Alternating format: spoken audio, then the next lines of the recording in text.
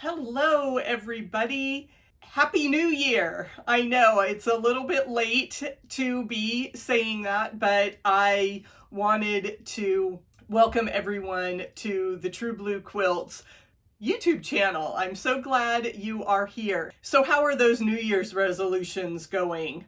I have completely failed. I had great plans for the year and they got derailed almost before they started. So grab your coffee and let me chat a little bit and tell you what's going on. So I do some long arm quilting and I loaded a customer quilt and was happily quilting away, ready to start the new year with a new emphasis, kind of a return to my roots in my quilting business with that long arm work. After a couple rows of quilting, I realized that my quilt was loaded incorrectly.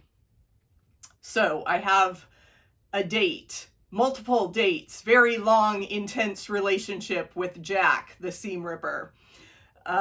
Yeah, not the way you want to start things out. So that has completely derailed all of my plans for January and probably some of February, because this is a very big quilt that I have to completely start over on. So that's why you're not seeing me around on YouTube like I had planned. So let me show you a little bit about how I rip out seams. It's one of those unfortunate skills that quilters have to master. Current status, you can barely see these nice pretty stitches that I am trying to rip out because I messed up on this customer quilt. Here's my technique for long arm unstitching.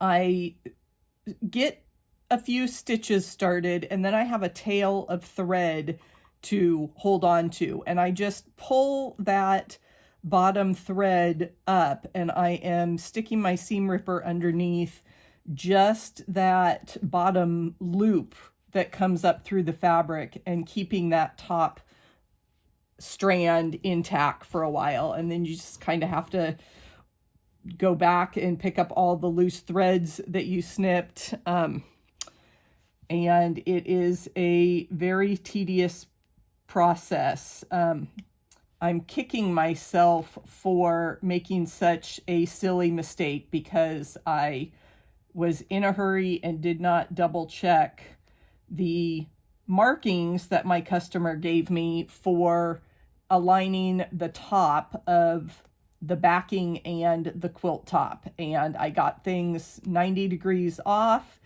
And, you know, when someone has gone to the trouble of letting you know how it should be set up, I can't live with myself if I just ignored that and continued quilting it when it was not loaded properly.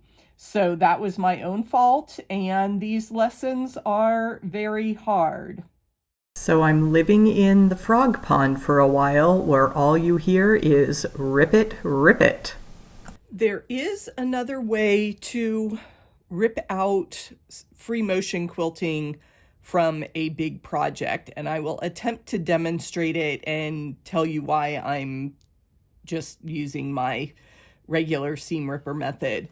So you can actually peel back the layers of your fabric so that you are looking at the batting side and the wrong side of your fabric, and then use a, some people use a scalpel, a eyebrow little shaver, a men's razor to come in and snip those stitches. So we can see here, I'm gonna come into a place where I can see the stitches, and even with my seam ripper, I'm just gently putting some pressure on the stitches to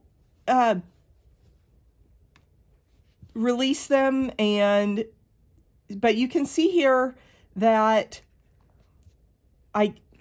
it's really difficult to see the stitches, and I need to get the scalpel blade so that I'm not using my rotary cutter, but I'm just really nervous about slicing through the backing fabric. And, you know, if this were my own project, I could put a patch over it, I could repair it somehow. But on a customer quilt, I don't want to take that danger. So let's see if working with my seam ripper, you can get in there and pull those stitches out a little faster.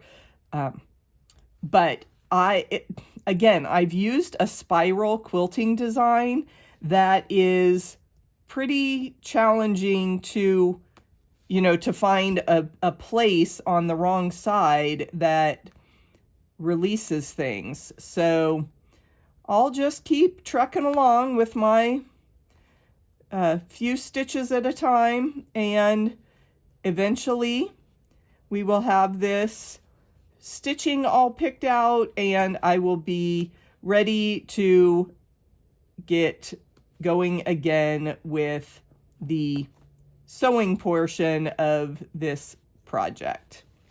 So if you have any other tips on seam ripping, or if you just want to send me a note of encouragement, leave a comment below.